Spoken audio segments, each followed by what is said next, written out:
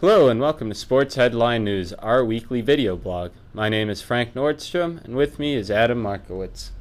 Like every week, we'll be reviewing some of the main games from the previous weekend as well as a little preview of some of the upcoming major events from the weekend from a betting perspective. Let's start off with the stunning victory by the Falcons over the Giants as Atlanta held scoreless 34-0. First time since 1996 that the Giants didn't manage to put a single point on the board in a regular season game. I'm sure no one was expecting this result, right? Yeah, especially with the Falcons being favored -1.5. But Atlanta sure made a statement last Sunday while at the same time hushing a lot of the critics who said that the Falcons are not a playoff team or that despite their great record that they're gonna be exiting early in week one of the playoffs.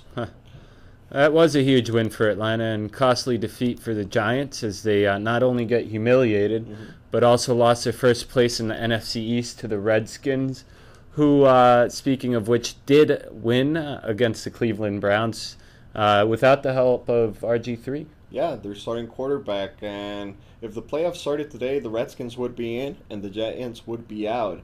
And now New York needs not only to win the remaining games, but they also need to hope for a Washington loss. Yeah, speaking of Washington, Redskins did beat the Browns 38-21 in a game that finally saw the second-string quarterback Kirk Cousins take center stage. After a week of much speculation in regards to the participation of RG3, another big surprise took place in Foxborough as San Francisco 49ers rolled into town and upset the Patriots 41-34. Sorry about that. Yeah, great game on Sunday night as the Patriots took the field as a 5-point favorite in their second nationally televised game of the week.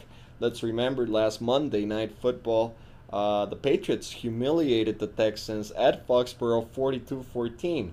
Naturally, everybody was expecting, New England to take the win. But it looks like the 49ers had other plans. Colin Kaepernick threw for 216 yards and threw 4 touchdowns, while Tom Brady posted an impressive 443 yards, but only 1 touchdown that came late in the fourth quarter. And on top of that, he also threw 2 interceptions. Now the Patriots fall behind the Denver Broncos, who take over the second seed in the AFC. So it's gonna be intense coming into the playoffs. Sure, it's definitely been quite a race. Speaking of the Broncos, Peyton Manning is really his company has rolled into Baltimore. He's really showing off once again, and he beats the Ravens 34-17 as Flacco not only lost the fumble but also threw an interception that turned into the 98-yard interception return to touchdown. That was a great play. In Chicago, the Packers beat the Bears 21-13 in a game that saw James Jones catch all 3 Packer touchdowns. In New Orleans, the Saints held the Bucks scoreless and beat them 41-0, while Adrian Peterson rushed for over 200 yards in St. Louis, including an 82-yard rushing touchdown to give the Vikings the victory 36-22. Last but not least, Seahawks score 50 points again, this time against the Bills, playing a home game in Toronto. We'll call it a home game, and falling to Seattle 50-17 in a game where rookie quarterback Russell Wilson had 3 rushing touchdowns. The first 3 in his NFL career, amazingly, right? Yep, that's correct. And for next week, well, let's start off with the Falcons. We have a little preview. They're going up against Detroit.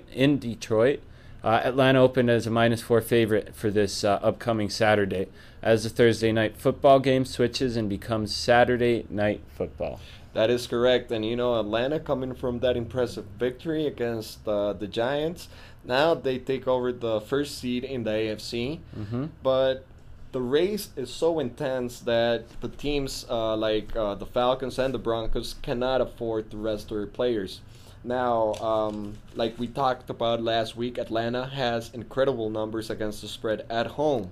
But taking a look at the numbers that they have against the spread on the road, we can find that Atlanta is 5-3-1 against the spread. So they are coming into Detroit against the Lions team that has been truly disappointing this season. They have posted a 4-10 record so far after going to the playoffs last year. And even though Stafford and Calvin Johnson are pretty much the cornerstones for the second best ranked offense, that's not enough. Stanford is fourth in passing yards, and Calvin Johnson is leading the wide receivers with 1,667 yards. Wow. But that's not enough. It's a team game, and looks like they're gonna need some more defense. They're gonna need special teams, and they're gonna need rushing game. They need to establish the rushing game. So hopefully, they can do something against the Falcons. Because if not, we could be looking at another great game by the Falcons. Let's remember, Matt Ryan is fifth in passing yards and passing touchdowns. So we're looking at a team that has a great offense. I don't know about what Jim Schwartz is thinking right now, but I would be putting extra hours in the video room to make sure that the Lions can, have an answer for this incredible Falcons team. Sure, and only a 4-point spread. It's really funny. I would expect it to be a lot higher. I feel that Atlanta is going to be just destroying Detroit. That's just my feeling. Sorry for all you Detroit fans out there. You can't feel too bad with that team, though. Next off, we have an exciting AFC North matchup as one of the huge playoff implications as the 8-6 Bengals make a quick trip to Pittsburgh to play the 7-7 Steelers. Pittsburgh is favorite -4. And boy, did the Steelers had a heartbreaking Sunday, rolling into Dallas and losing by a field goal. Now, this game saw Ben Roethlisberger come back. Now he's thrown 22 touchdowns and just 6 interceptions this year. Let's remember he was out.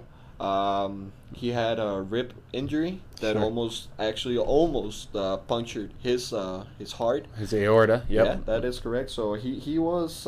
It's impressive to see him coming back just a couple of weeks after this injury. Yep. Now Roethlisberger's looking to lead his team into the playoffs. They still have a chance, especially with this divisional matchup that could allow them to tie Cincinnati. Now Cincinnati is a tough team on the road. Last week they went into Philadelphia against an Eagles team that, granted, it's been really bad, but they put up a fight for about 3/4 of the game and then they fell apart. Now Cincinnati has a powerful team, a powerful offense. Let's remember they have a great rusher with Ben Jervis. And then they have a great receiving corps that's led by A.J. Green. Let's remember, Dalton is having a great second year. Yep. So I don't know, man. Maybe Cincinnati is able to pull off the upset. Maybe they can at least cover the spread. Pittsburgh has a 2-5-1 record against the spread at home, so that's not really encouraging for any bettors out there that think of taking the Pittsburgh Steelers. Yeah, Steelers may not be the best pick for this weekend. We'll have to see what happens. I think it's too many points for a divisional game. Yeah, you're right. Yeah, and Ben is fresh. Maybe Ben will want it really bad, though. We'll have to see what it comes down to. Last but not least, Sunday night, the Niners on the road again. They're up in Seattle. NFC West matchup. Interesting division that now has these two teams in the playoffs, but just a few years ago sent the team into the post-season with a losing record. For this game, 49ers are a 1-point road favorite. Correct, and it's amazing how fast things change in the NFL. Like you said, a couple of years ago, the Seattle Seahawks made it into the playoffs with a 7-9 record. The first team to ever do that with a losing record in a regular season. Let's remember, it's happened before when there's been a couple of seasons that were affected by strikes and they didn't play the full season. But this is the first time that we saw a losing team. Let's call it a losing team go into the playoffs. 2 years later, we see a Seahawks team that right now is 8-0 against the spread in their last 8 games at home. Wow. So I don't know what Pete Carroll is doing to the players up there, but things are working out in Seattle. Well, we're running out of time, but you heard it here first. You can go to UcaBet.co and check the rest of the spreads for all the other games we heard here and the rest of the bowls for this season. We thank you for watching and expect you next time. Until then, I'm Frank Nordstrom, and with me, Adam Markowitz. Good bets and goodbye. Thanks for watching.